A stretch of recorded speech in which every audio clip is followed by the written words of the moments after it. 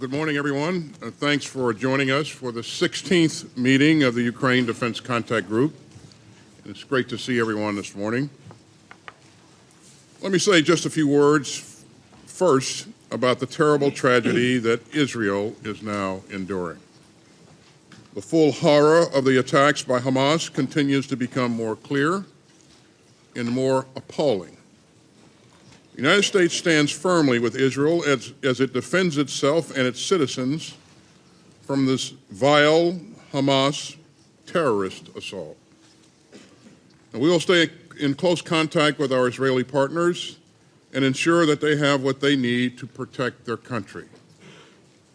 As President Biden has made clear, no other party hostile to Israel should try to exploit these despicable attacks.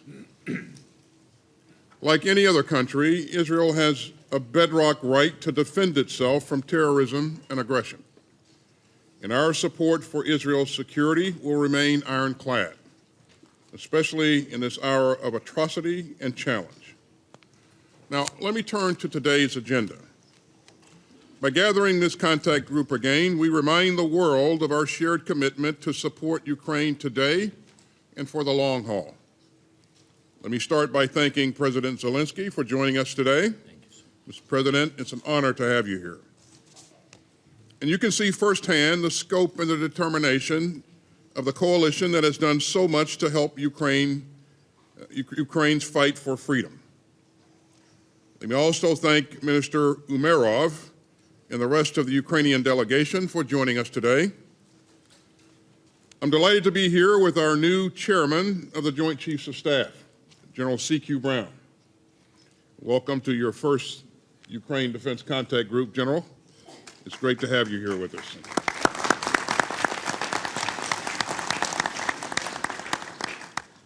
Now, this coalition continues to make history with our unity and our steadfast support for Ukraine. So make no mistake, the United States will stand with Ukraine for as long as it takes. And today I look forward to working together to do even more to get Ukraine's brave defenders what they need at this crucial moment.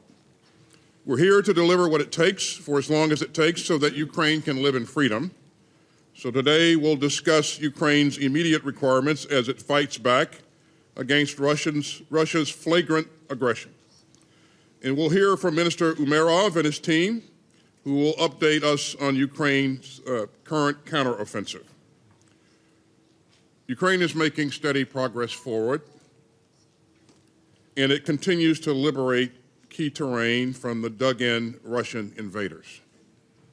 This is a hard and dangerous fight, and we salute the incredibly brave Ukrainians risking their lives to drive back Putin's army of aggression. And the current battle only underscores the importance of the life-saving security assistance from everyone here that has kept Ukraine in the fight. So as winter approaches, our task in this contact group is twofold.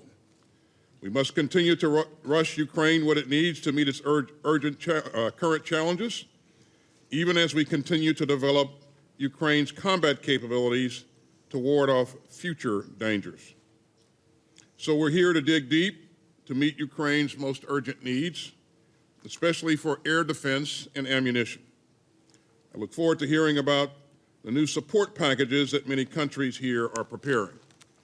And I'm proud that the United States will announce its latest security assistance package for Ukraine, valued at $200 million. It includes AIM-9 munitions for a new air defense system that we will soon deliver to Ukraine, as well as artillery and rocket ammunition, precision aerial munitions, anti-tank weapons, and equipment to counter Russian drones. That puts America's total commitment at some $43.9 billion since the start of Putin's war. And I'm proud that this coalition of some 50 nations of goodwill from around the world has rallied to commit more than $33 billion in security assistance to Ukraine. In fact, more than a dozen of our allies have committed more to Ukraine than the United States as a percentage of their GDP. Now, we're also here to discuss how to balance our immediate support to defend Ukraine with our longer-term assistance. The next step forward in our long-term vision will be working with our fellow contact group members to organize what we're calling capability coalitions. Now, these coalitions will be responsible for coordinating contributions from coalition members for each major capability area. We've already organized highly effective coalitions focused on Leopard tanks and F-16 training, which have marshaled resources from multiple countries. But now we're taking this concept a bit further. We're asking countries to organize coalitions focused on wider capabilities beyond just specific platforms. And just as this contact group surged capabilities to support Ukraine's immediate needs, we will also organize ourselves to coordinate our investments in Ukraine's future force. Now, we all know better than to underestimate the degree of Putin's malice and frustration. And we saw that again last week with the horrifying Russian missile strike in the Kharkiv region that killed dozens of Ukrainian citizens. And we should be ready for the Kremlin to again bombard Ukraine this winter with cruise missiles and drones. And we should expect Putin's forces to cruelly and deliberately put Ukraine's cities, civilians, and critical infrastructure in their gun sights. And by turning civilians into targets, Putin hopes to break the spirit of the Ukrainian people and plunge them into bitter cold and darkness. But he will fail, and we all know it. Putin hoped to demoralize the Ukrainian people. Instead, he demoralized the Russian military. Putin hoped to isolate Ukraine. Instead, he isolated Russia. And Putin hoped to fool the whole world. Instead, he couldn't even fool his own mercenaries. So in this war of aggression, nobody should assume that time is on the Kremlin side. We stand together today determined to ensure that Ukraine has the support that it needs for another winter of war. Unity will remain the beating heart of this coalition. The Kremlin never predicted our strength and our unity of purpose. And the Kremlin certainly did not bargain on our continued resolve nearly 20 months into Russia's needless and reckless war of choice. So I'm inspired again looking at all the countries around this table, even while Putin is left pleading for support from Iran and North Korea. We stand together, Putin stands alone. And everyone here understands the stakes and why Ukraine's fight to defend itself matters. Ukraine matters because Putin's war of choice is a vast and urgent threat to security in Europe.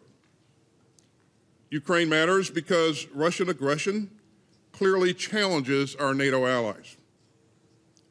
Ukraine matters because Russian atrocities against civilians offend our shared values and threaten the rule of law.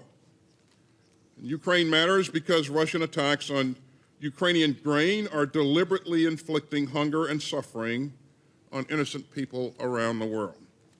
And Ukraine matters because if great powers can invade their peaceful and democratic neighbors with impunity, it will claw away the rules-based order that has made the world so much safer since the end of World War II. That is what has brought us together again. As I've said before, I continue to firmly believe that our support for the forces of freedom in Ukraine will hold fast in any season or any storm. So thanks again for being here, and now, for the first time in person at the Ukraine Defense Contact Group, let me give the floor to President Zelensky. Mr. President, welcome again. We're delighted to have you here. Thank you so much.